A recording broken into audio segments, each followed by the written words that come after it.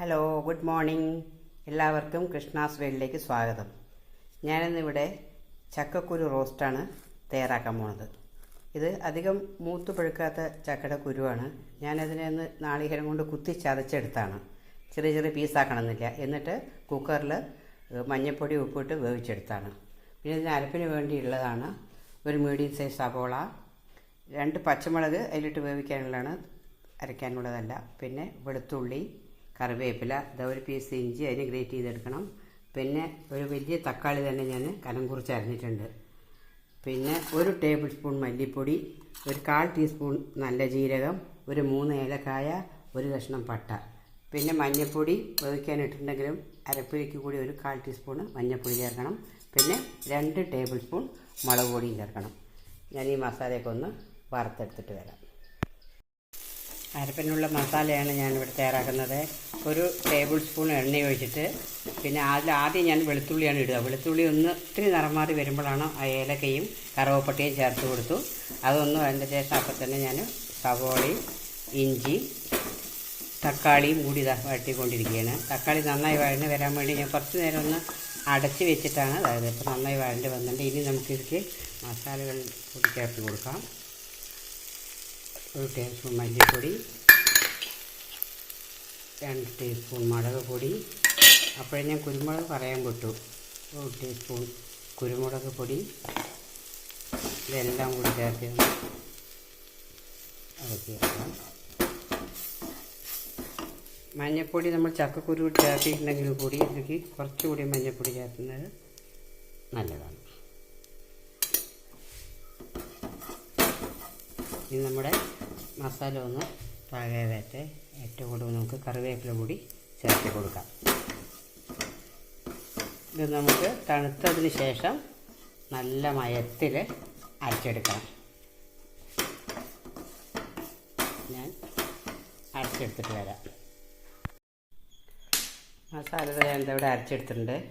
ഇനി ഇത് അടുപ്പിലേക്ക് ഞാനൊരു പാൻ വെച്ചിട്ട് 1 ടേബിൾ സ്പൂൺ എണ്ണ ഒഴിച്ച് കൊടുത്തിട്ടുണ്ട്.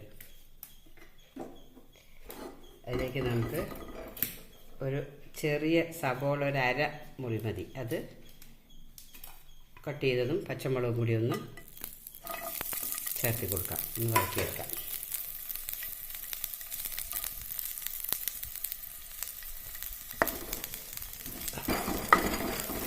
തക്കാളി നമ്മൾ ആൾറെഡി ആ മസാല അരയ്ക്കുമ്പോൾ അതിൽ ചേർത്ത് അരച്ചിട്ടുണ്ട്.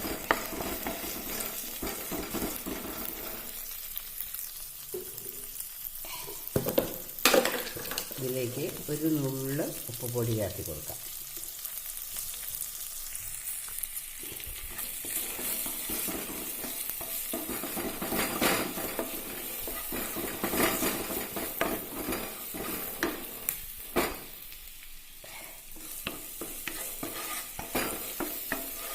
ഒന്ന് ലേശം ഒന്നിങ്ങനെ വാടി വന്നാൽ മതി. ഒരുപാട് ഫ്രൈ ആവേണ്ട കാര്യമില്ല. ഇതിലേക്ക് നോക്കി മസാല അരച്ചത് കൂടി ചേർത്തി കൊടുക്കാം.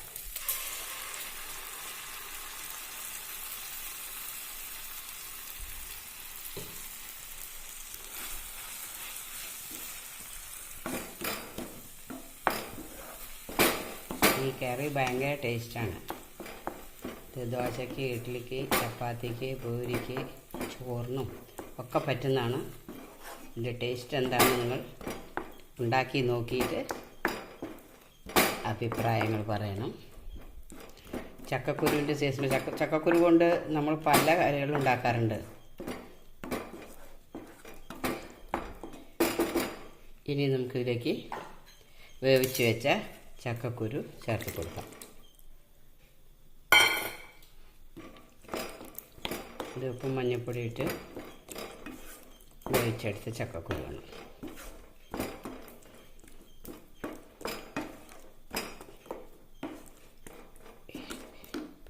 ഞാൻ മിക്സിയുടെ ജാറ് കഴുകിയെടുത്ത ആ വെള്ളം കൂടി ഇതിലേക്ക് ചേർത്തി കൊടുക്കാം.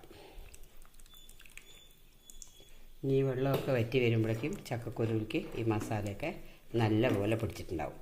നമുക്കിതൊന്ന് അടച്ച് വെച്ചിട്ട് വേവിച്ചെടുക്കാം. നമ്മുടെ ചക്കക്കുരു റോസ്റ്റ് എന്തായെന്ന് തുറന്നു നോക്കാം.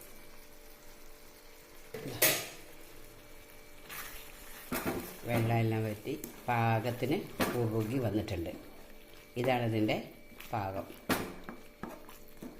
ഇതിലേക്ക് കുറച്ച് കറിവേപ്പില കൂടി ചേർത്ത് കൊടുക്കാം.